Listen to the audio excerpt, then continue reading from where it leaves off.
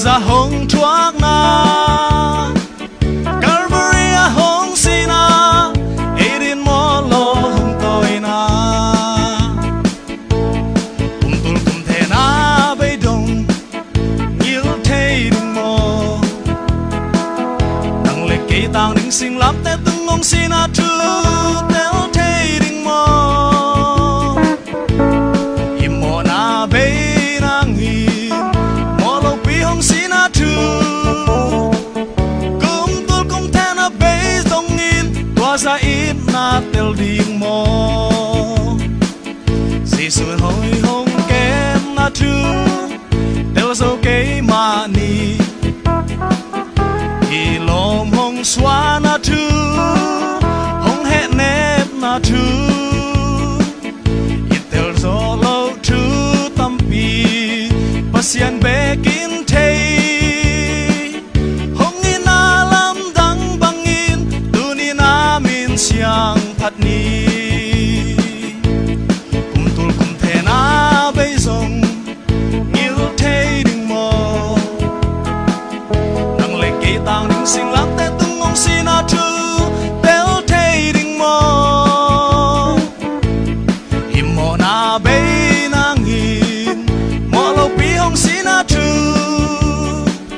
Kum tul kum the na bay dong in Tua ra ít na tel đừng mò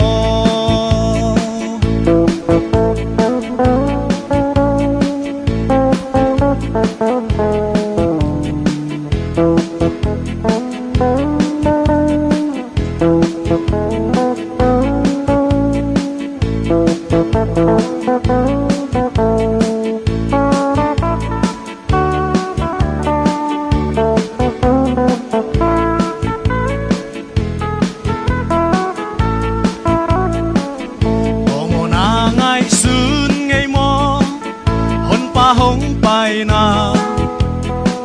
sing tung zum huai na to a hong ki cha na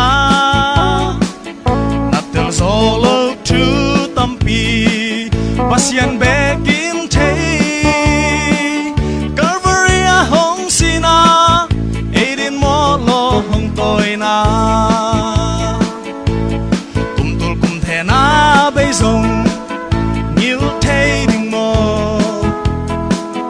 Nang lệ cây tang đừng sinh lắm Té tung ngong sina tu Téo thế đừng mò Im mò na bay nang hin Mò lâu pi hong sina tu Kum tul kum the na bay dong in Tua ra ít na tel đừng mò Giê-xu ei hong kem na tu Tel dâu cây mà ni Hi lom hong xóa na tu Hong hẹn nếp na tu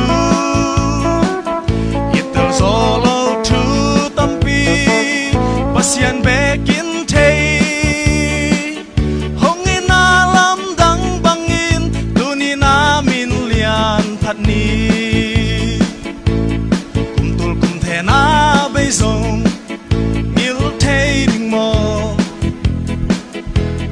cây tang đừng sinh lắm Té tung ngong sina tu